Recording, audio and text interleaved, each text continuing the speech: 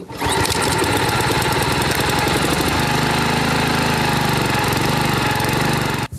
everyone, welcome to Archer's Garage. In this series, we're going to be looking at the Honda GCV 160 through 190. This is a family of engines, so I think there's even a 170 in it. We're going to take a look at the carburetor. We're going to do a complete carburetor rebuild. We're going to look at the ignition system. We're going to look at the valves. We're going to look at the fuel system in general, cleaning, doing a few things with the machine and maintenance in general. On whatever machine you may have it on, I'll be using some examples of possibly the customer's MTD stainless that I'm working on recently, and also probably a Husqvarna. But it's found on Craftsman, it's found on Honda, full Honda machines. They put this engine on a lot of things, pressure washers, so I think this should be informative for you guys out there that are looking to service the Honda engine. Now in today's video, we're going to go through the carburetor. We're going to do a complete service on the carburetor, start to finish. I'm going to walk you through, give you some tips on what to do with the carburetor, a few things to look for in the fuel system, and also removing the carburetor and putting it back on again. Now these carburetors, they're very easy to deal with. I always start off with cleaning the machine. It's an air-cooled machine. There's a lot of dirt that forms underneath the cover. It's 10 millimeter. Almost everything is 10 millimeter on this machine. The cover is held on by 3 nuts on the top. It's really good opportunity, guys, to get in there with the hose, maybe a little super clean, get everything cleaned up. No matter what you do on this thing, it's going to need some maintenance in the future. And if it doesn't, if it needs it right now, clean it now, right? Get everything clean. I'm going to show a little bit about shoving the hose back behind the air filter housing, just to try to remove any debris that's in the area. And sometimes you can get away with just dropping the bowl and spraying some carburetor juice up in there and getting everything out. But if you haven't got it clean in that area, you're going to be in possibility of introducing that dirt worse than what's already in the carburetor into the carburetor itself. So that's how we're going to start off the video, essentially dealing with these kinds of things and issues of dirt and water in the fuel tank and what to do with the fuel tank, and then focusing in on the carburetor. Now, camera views are hard to get because it's very hard to get cameras into these tight areas. And on this video, again, we're going to do the carburetor and fuel system, but this is for a newer GCV. They changed the choke system on it. It's fully automatic, and I'm also going to show a bit about how to treat that, how to clean it, glue it back on if it falls off. Just in general, like what you can expect behind the door, as it were. So let's get started on that. I don't want to keep you guys any longer, and this should be a quick one. We'll get through everything, and don't worry about getting the machine wet. Right, there's some things that we can do to mitigate the water. I'll see you guys in a bit. The number one problem I see every year, at the beginning of the year in particular, is fuel contamination, water and dirt. So we're not gonna look past that, right? He hasn't really taken care of it.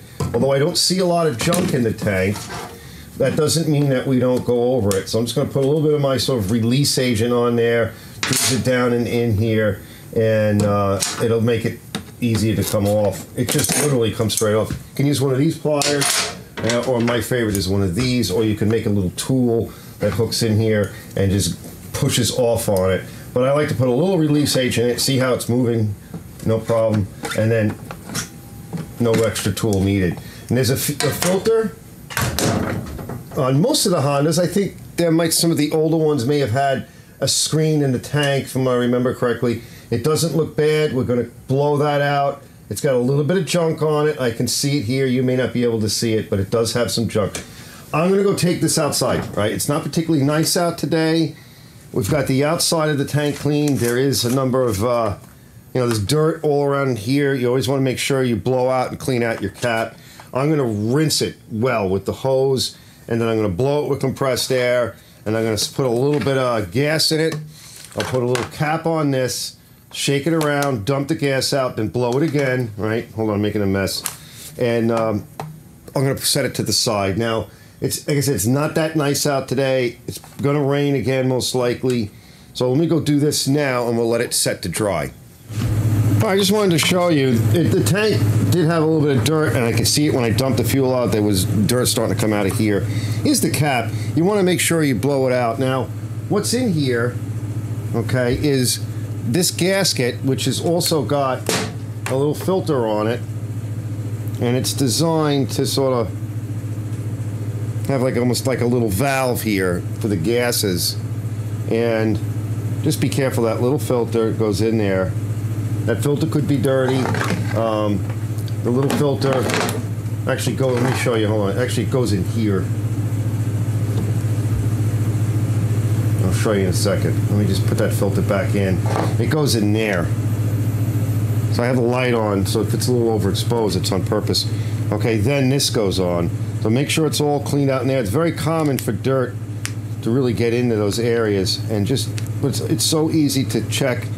I actually find all kinds of things in these tanks, but this guy didn't seem to really contaminate the fuel. There was dirt in it, I do want to be clear, but it wasn't as bad as I've seen. There was enough stuff in there to be a problem.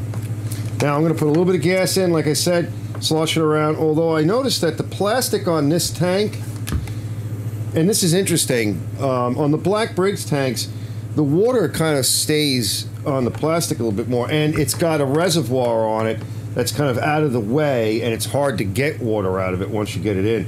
This one, the water doesn't seem to have much of an affinity for this tank. Like just blowing it out got most of it. But I am still going to continue, and we'll get to the hose over here in a little bit when we pull the carburetor off. Carburetor's coming off. Now, just about everything on this machine is 10 millimeter. I think there might be a couple of things, right? So 10 millimeter, yeah, we want to take it off. Do we really need to? Probably not, right? You could probably drop the bowl and do it that way. Although on some of these, and I think it might be this one, they have, it's like the way this plastic cover fits, it doesn't allow for you to drop the bowl. I'm not sure if this one has it, but look, we want the top tier service, so we're going to take the carb off and we're going to clean the carb. It doesn't matter whether it needs it or not, or whether it's running or not. If there's anything laying in there, then we want to make sure it's out. Okay, and this usually just comes right off too. Again, there's a little area here where you can just kind of grab it. There it goes. See, once you put that release agent, you know, it won't stay. We have, this is the gasket. It's like a metal gasket. That's what goes in front of the carburetor. Yeah, we see we got dirt here, right? Just on the outside, but there's some dirt. So same thing with this. And I like to just use one of these, and I just kind of grab it and twist it a little bit. Okay. And then, of course, a little bit more of that, and it'll come off. Just be careful with it, because they have a tendency to break. Now this has got a little bit newer design fuel line on it. It's a little nicer. The idea is to try to get it underneath. There you go. See? Let's keep prying at it. I don't want to bend this rod, so let's take off the spring. And once we get this off, sometimes you can stick a little screwdriver in there. It wants to go.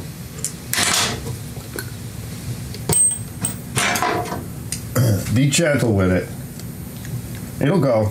You keep putting some of that stuff on. Okay? Here it comes. And then just turn on the Z bend. All right, let's bring this over. Now here's your choke up here. Try not to knock this off. This is stuck on there. I like to put them on with a little bit of high tack if they fall off. It's pretty good. We will clean it and we'll oil it, okay? It's part of the choke mechanism. Put a little drop of oil, or even better would be chain wax. We're gonna wash that out before we put it on. Now, before we do anything else, right, so we don't forget, fellas, let's just blow.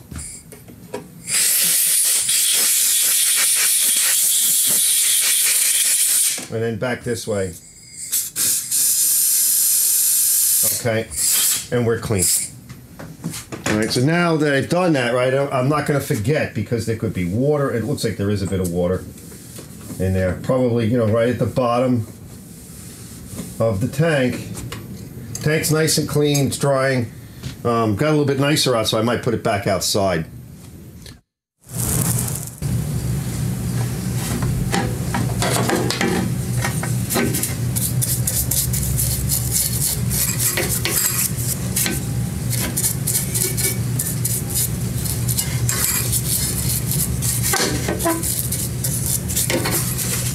just want to be careful with it. We don't want to knock it off.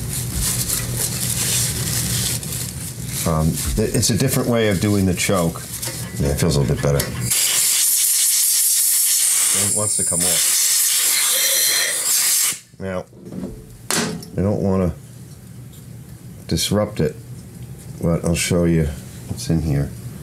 If we can get it off, yeah, good. So we didn't damage the gasket. See? There's a lot of junk that gets caught up in these things. And here's the thermostat. It's basically a thermostat. Now, we're going to want to glue this back on. So I'm going to do this now before we do the valves, because it'll make it a little easier. See the little springs and such in here, and this junk that gets stuck up in that area. Just blowing it off camera, away from camera. Make sure there's no junk behind that. Now we'll put a little high tack on this, and we can take a little bit of chain wax in here. That should do it. Okay.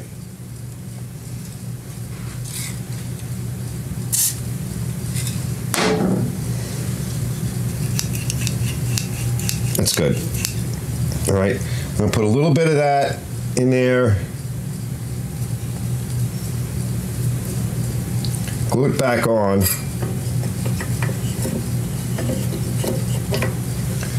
And what we'll do is we'll do this, right? We'll glue it back on and we'll put the bolts in and just let it kind of sit there and kind of let it tack up. And then we're going to go to this, right? I'll give that a chance to set up. Let me go get some high tack for that. We'll put it on both surfaces, but then we're going to kind of bolt it up. And then as I work on everything else, I'll try to push it into place. That's good.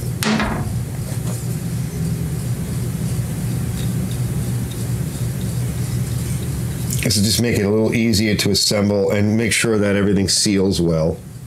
And so let's put this in now. Well, because otherwise, if it's too tacky, when you go to bolt it in, you won't be able to move it. And if it's not, you know, dead centered to the bolts and everything, you're going to have a real hard time putting this together. Make sure those threads are clean. All right, we're just going to leave that there, and I'll come, you know, as we're working, I'll just kind of push it into place a little bit. I always like to start off with just cleaning the outside, because I clean in stages. So just a brush that I've cut the ends off to make it a little bit more, you know, bristly, a little harder. I'm going to go do this, blow it with low pressure air, and then when it's clean enough, we'll open it. All right, 10 millimeter once again. Now, a lot of the better ones, oh my. There we go. They have a bowl drain, like mine does on my HRX. And believe me, I use it. Makes life a lot easier. You don't have to take all this stuff apart. As long as it's running. Yeah, it's pretty clean. So I just saw a little bit of dust, you know, like dirt dust. Nothing much. But we are going to go through it anyway. Everything looks good in here. There's no damage from any, you know, alcohol in the gas. And where is my special? Here we go. Just pop this jet out if it cooperates with us. Look, might have it new. There we go. Good. Good. It's coming out. Now, you want a screwdriver that you might have to grind the edges like I did on this one. I found a screwdriver, a couple of screwdrivers that I dedicated to jet work. Okay. Let me get my little poker. All right. Now, the little hole here, what you do is you just stick your little dental tool or whatever, and then you pry outward, because it just catches these threads, and then you turn the jet. Oh, I gotta find the spot, and then just push it out as you're turning it. Oh, hold on. Just try to get behind it as best you can. It'll go. Sometimes they come out on their own, but usually you got to do this. There we go. Jet looks good.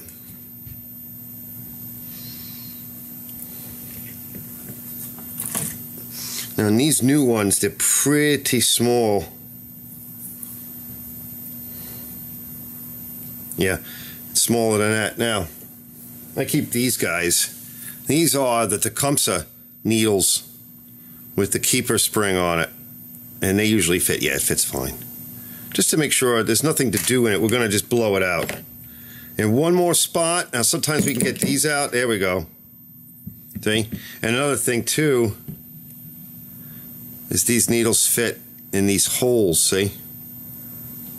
So if yours is dirtier, go find yourself a Tecumseh.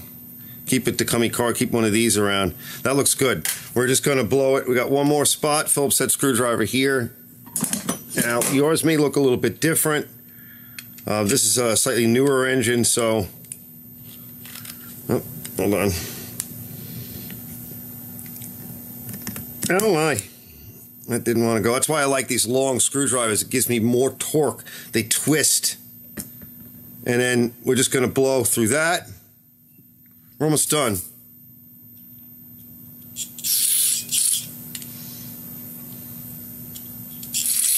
That's it. Now these guys here. And fence in the front. Those are feeder tubes.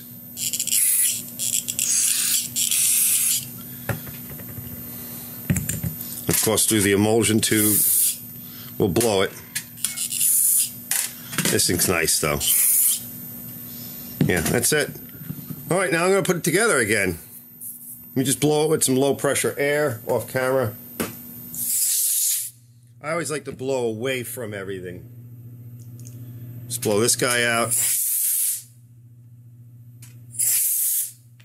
Let me wipe him. Carburetor is mint.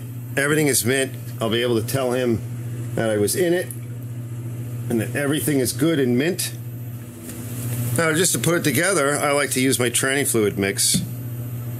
Okay, the longer part of the barrel goes down. See this? It's short part of the barrel. That's the bottom. That's the longer part. If yours is dirty, you could put this in a little acid. Like, you can use like, I wouldn't use a Muriac. You can use a extra strength vinegar. You know, the cleaning vinegar works really well. All right, so that goes down there. We'll drop the jet in. Lightly, you know, snug it. Don't over, you know, jam it in there.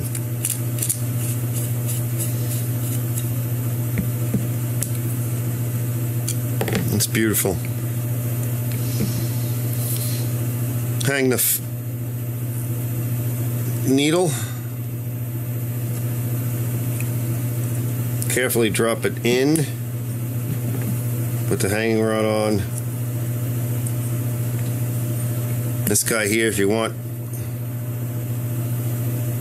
that'll sweeten the seal.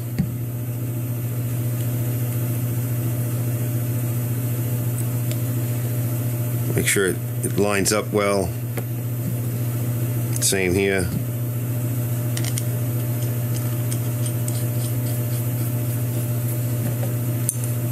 Don't over tighten it. That's good. That's all nice and blowed out.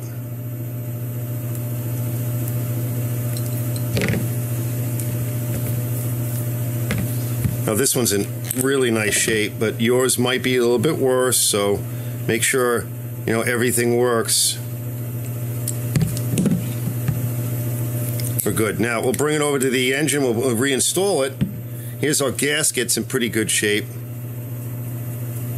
This just got hit a little bit by the pressure washer, but it's okay. It acts as like an area to protect. All right, let's go over to the machine. All right, this is all stuck nice. All right, it's still not like really stuck well. That's why I say try not to, but if there's dirt behind there, you're gonna have to get it out. I also glued this piece on too, that gasket, onto the back of the airbox plate. And all we got to do now is we'll put you on the Z bend, put the spring on the outer hole, and we're going to try to get. Maybe we'll put this on here. Yeah, we can take a little bit of our lubricant.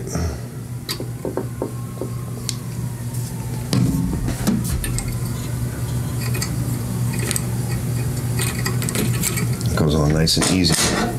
There's no good place, like I said, to put the camera. So I had the camera from one direction, taking it off and try a different direction. So we're fine there. We're all good there. We just have to be careful with holding everything. See, it still wants to kind of come off on us. So let's put a bolt on. That's good. Right now, we'll take this and see if we can just shove that in there. Usually I come back and I stick it in later, but we might be able to do it now. All right, now, let's see if we can hold everything. Takes 3 hands, but with everything glued up, it shouldn't be too bad, okay? Stick my face in here. All right, that's one. See, it already it's already moving a little bit on us, but it should be okay. Just, stick your face in there real good. You're gonna have to move things around a little bit.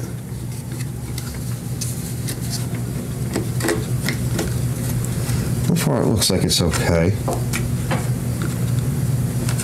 Try to put it in as far as you can with your fingers so that you can tell, yeah, something's not right there. Is it just binding up? There it goes. Just a little bit of gasket. I use my 1/4" drive just to make sure.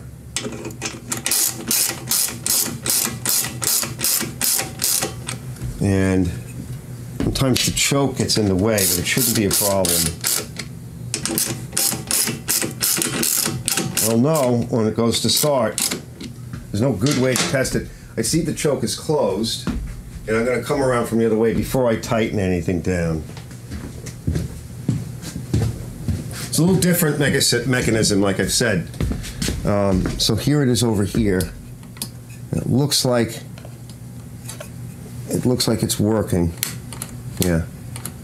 So I'm going to stick my finger back there and make sure it's actuating the choke butterfly on the carburetor. So I can stick my finger here. Yeah, she's moving it. All right, so you just stick your finger in here, and I'll see if I can get you a look-see into the choke blade. Now let's just make sure our throttle blade is moving. That's all moving. So it feels like it's good. All right, now we can tighten it. I like to use my 1/4" drive and my stubby ratchet because I don't want to screw it up. Remember, that's a phenolic plate. It's a plastic plate, so that's good. That's good. All right, that's done.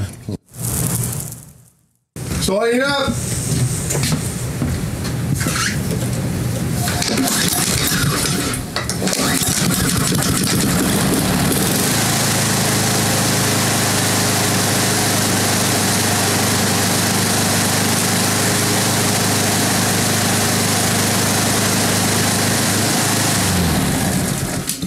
Running sweet. All right, everybody, hopefully that was helpful. Keep in mind, as I said in the beginning, this is part of a series, so I go over the 160, same as 170, 180, 190. I don't know, they have a whole bunch of different ones. They're really basically all the same. The one caveat being is this is a newer model, which you'll probably come across a little bit more nowadays, but there is an older model, and I do have a video on that. It is it's the stainless steel MTD Craftsman, and I have a few other videos as well, but that one in particular, I'll try and leave some links in the bottom. And that is a little older motor. It's a manual choke, right? It's a manual automatic, so you pull the slider over, and when you go over to the engine bail, you'll notice that it starts to come off. Okay, it's on a thermostat and kind of sprung load, and you pull it over, grab the handle, and you gotta get that thing started right away because the choker's coming off. This newer design is all thermostat. There's none of that. The older system is a little bit different, and again, I do have some videos on that, and I'll try to put some links in the bottom. That's it for this one, guys. Again, I hope it was helpful, and don't forget to check out some of the videos in the series of the Honda GCV. Check out my one also on the best damn mower on the planet, right? My HRX. I'll see you guys in the next one.